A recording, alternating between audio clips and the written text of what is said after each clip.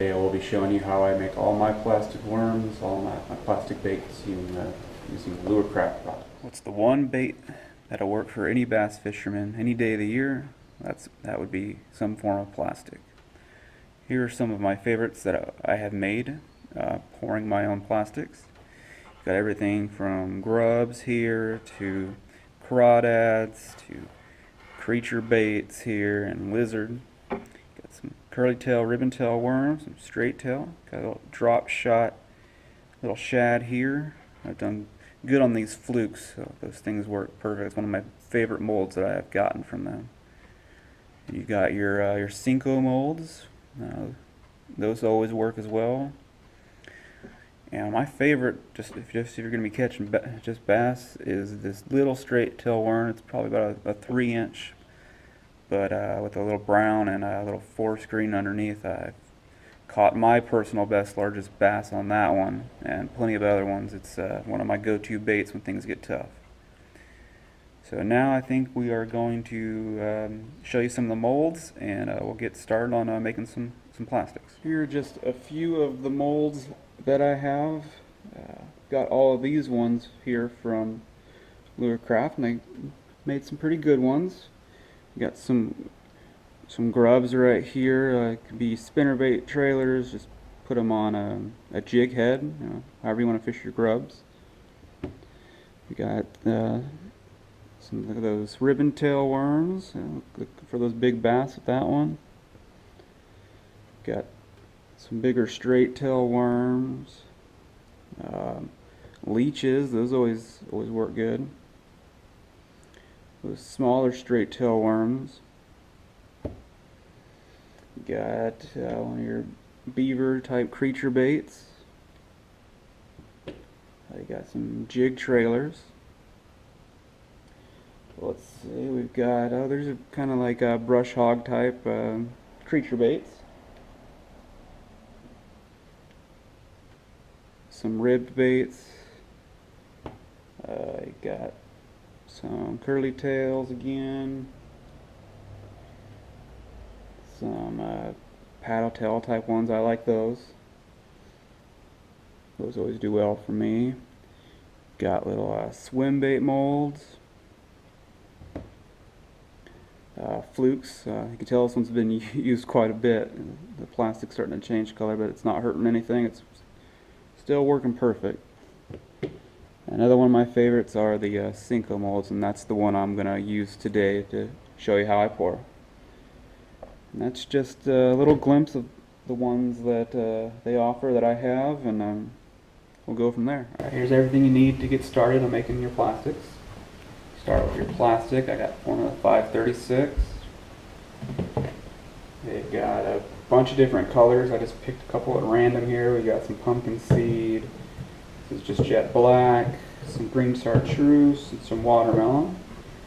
Got a bunch of different flake colors that I picked out here. We got some shredded black, we got some gold, a little bit of blue flake, and the red flake there.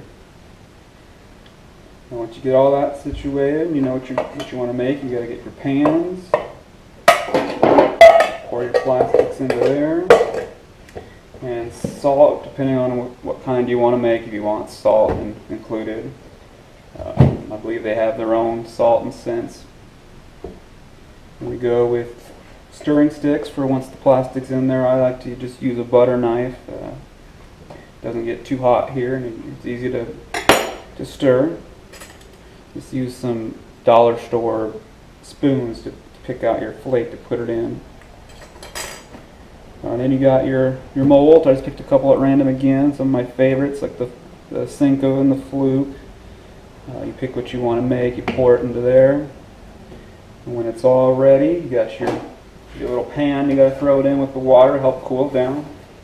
Again, dollar store, just in the cooking section.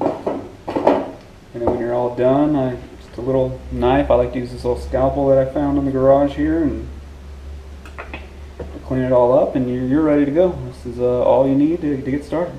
I have the mold that we picked out that we're going to use. I'm going to use the Cinco mold.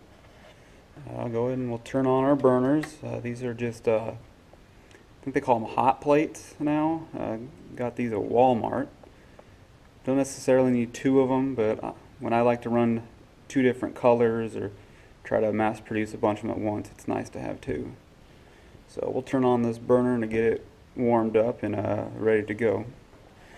Now we are going to pick out some colors.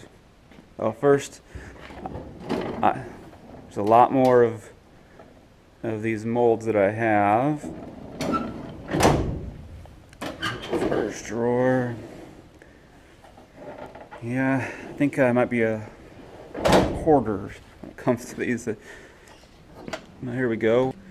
And we have lots of different selection of color, flake, different size, shade, but I'm just going to go with a .62 red flake. Alright, so we got that picked out. Now for our colors. Again, we got lots of selection in here, lots of different ways you can go, combinations.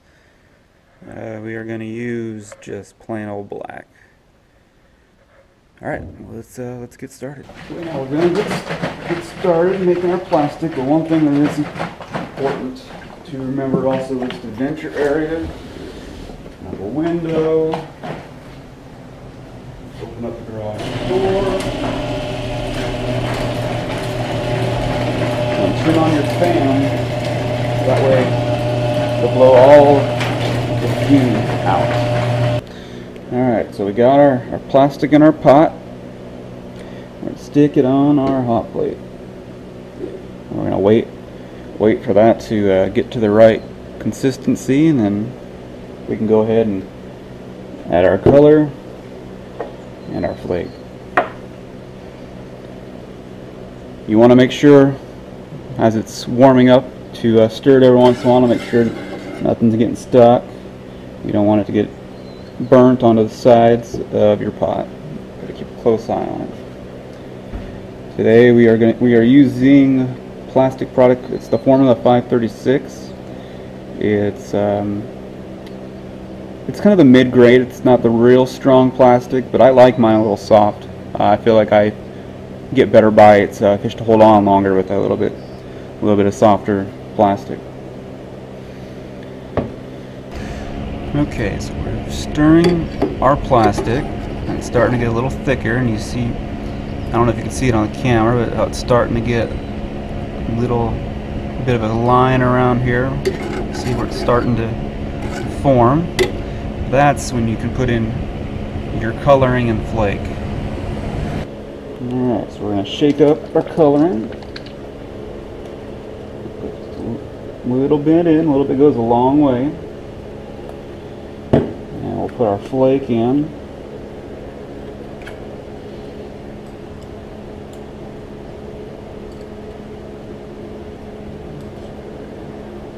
I like to put a lot in there if I can show up in that darker color. And the cool thing about doing this on your own is you can make up any color combination you want. You can have something different than what everybody else is out there using, or you can, like this one, just simple that you know it's going to work. And we got the plastic starting to change colors and still trying to form. Got to make sure you keep stirring. I just like to use a little simple butter knife. Stir so nothing sticks and burns. Still gotta wait, it's still too watery to pour. It's starting to form a little better in there. We're getting very close to being able to pour. It's getting real goopy, you see that? You just keep stirring and wait for that heat to get it. Alright, we're getting close. See how it's, I don't know if you can see it on camera there, how it's slowly starting to get liquefied, a little better consistency to pour. It's almost there. Alright, so we've got our plastic at the right consistency. See how it just kind of pours off there. And we'll set our knife down. And just pour it in your mold. Sometimes there's runoff, especially, I got a shaky hand too. So it's alright, just pour it in there. Pour it in there. Make sure it all gets in. Yeah, I know, I'm a little sloppy. But we can fix that here in a minute. Alright. So now, we wait for that to cool for a minute. We can put this back on the burner.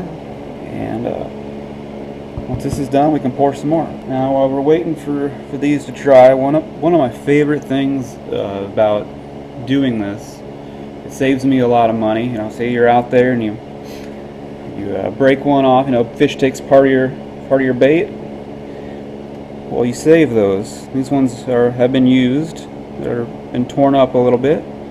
But since we saved them, just throw them right back in the pot here, remelt them, and use them again. Okay, so these have been sitting long enough. So we'll pull them out.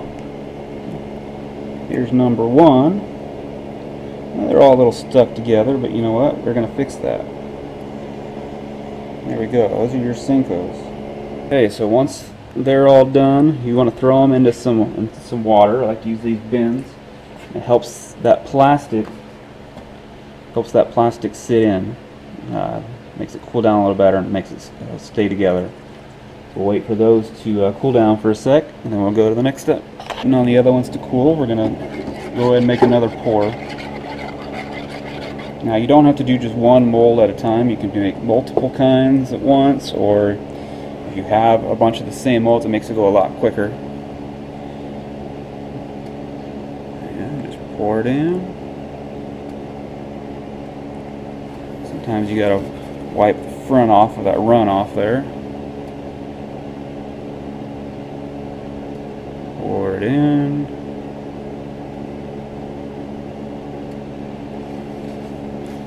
Wipe some of that runoff.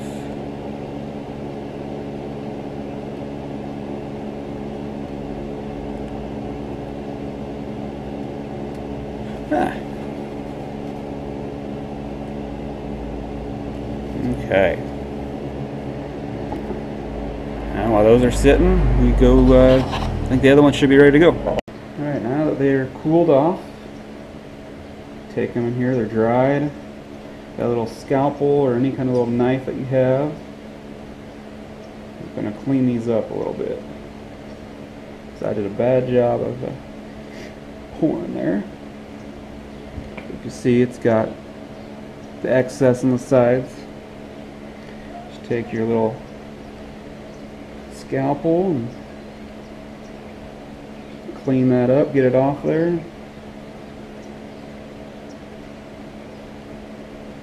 Clean it up.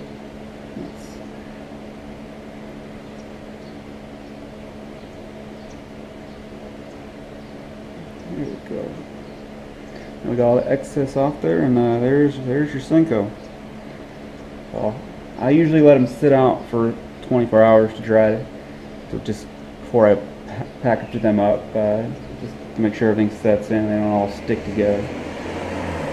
But this excess from off them, I'm just going to throw it right back in the pot and reuse it. And the thing I do, if I run out of time, I can't pour anymore today, but I still got a lot of plastic left over. What you do is take your knife,